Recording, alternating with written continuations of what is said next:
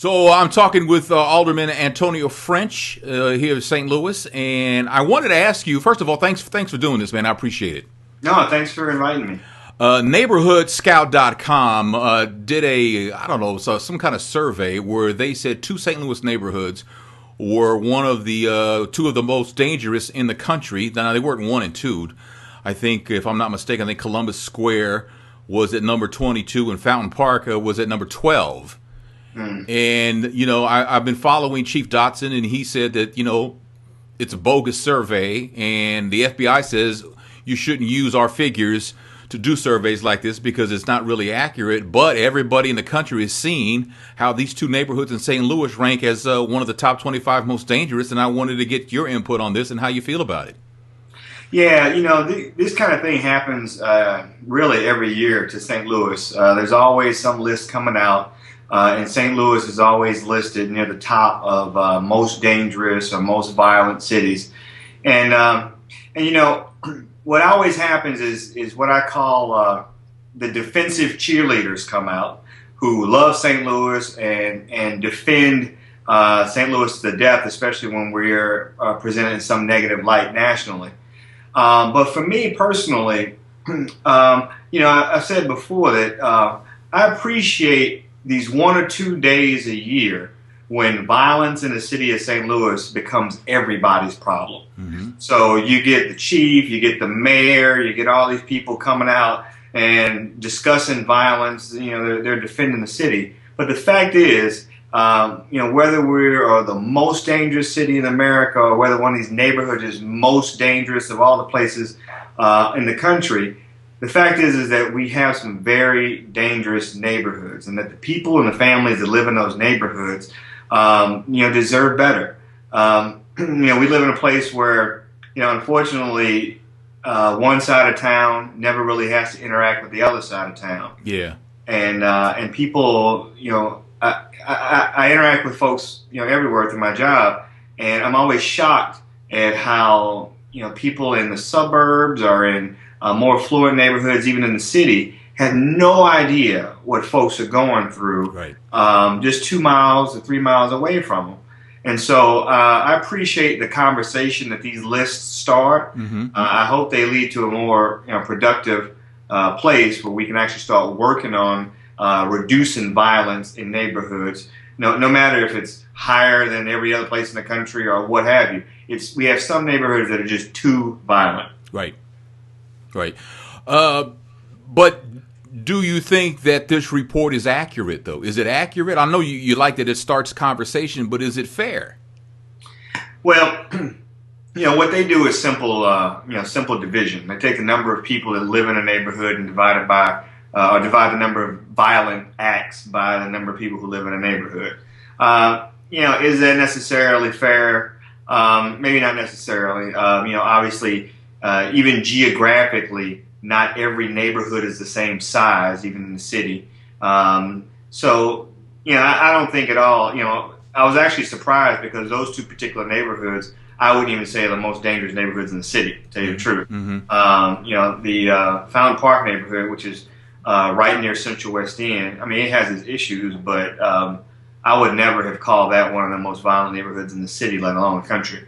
So it has its inaccuracies. I think the point, though, is that for folks who live in areas where there are too many murders, too many homicides, too many shootings, they want to feel like they're part of the city too. They want to feel like their neighbors on the other side of town are worried and concerned about them too. So, a lot of times we talk on my radio show about stuff that goes on in St. Louis as far as crime, and everybody seems to have an idea, but all their ideas seem to involve, more funding. They need more money to do things and things like that. And I try to tell people the money ain't there, but some people say the money is there. They just say it ain't there. And, what would you say to that? It's a little bit of both. Mm-hmm. What happens in the budget process, we're about to go into the budget process next week, actually, is that it becomes about priorities. And, the city of St. Louis has about a $900 million budget, and it becomes, where do we spend that money? What is a higher priority, and what group of individuals and special interests has more clout to direct money and resources in that direction? The city of St. Louis's largest expense is public safety. Of that $900 million, the biggest portion goes towards public safety. That being said, we would like more police officers. We have less police officers today than we did 10 years ago. So we want to see more police officers. We also want to see, smarter policing, which the last chief of police, Dan Ison, really spearheaded, and I think the new chief also is a student of better policing or smarter policing. It's frustrating, though. I mean, people get frustrated when they live in an area where there's repeated violence. And again, people have different experiences based on the neighborhood they live in. Some people never heard a gunshot in their neighborhood. And some people barely go a night without hearing a gunshot in their neighborhood. Yeah. So if you live in one of those neighborhoods where you're constantly hearing gunshots and you don't let your children go out to play out front, public safety is a big concern. You think about it every day. Wow. Well, that's true. That's the thing, though, is that people. I think people are frustrated. People are tired of it. And people don't know what to do. And then when something happens and the police goes into that neighborhood to find out who did what, nobody wants to talk. Yeah. And then people say, well, if you want something to happen, then you need to say something. But what the other side of that is, you don't live in that neighborhood. You don't know what the price is for speaking out. And that's the thing what a lot of people don't understand, because they don't live in an area that's high crime, so they can't relate to that. Yeah. So over in here in my ward, 21st Ward, which includes O'Fallon neighborhood, Penrose neighborhood, we get calls every day related to criminal activity, and very often people don't want to, leave their name or have it known. And I understand. I grew up over here, and I know that sometimes the justice system does not work as fast as you would like it to work.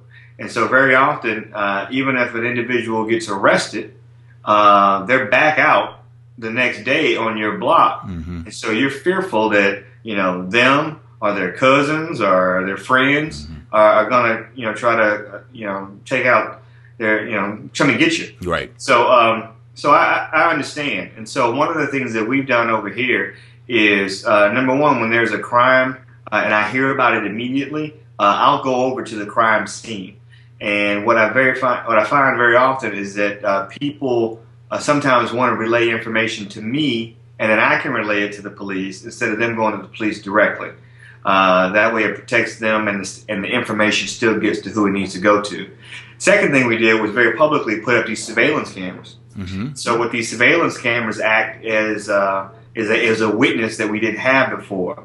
A witness that is unafraid, that is accurate, and will show up to court. And so these surveillance cameras have been very helpful in that regard. Very good. Well, I appreciate your time, Antonio, because like I said, I know you're a busy man, and plus you're a father and a husband, and I know what that's like. So, taking time out to talk to me about this situation, man, and get your perspective on it, I really appreciate it. Sure, anytime.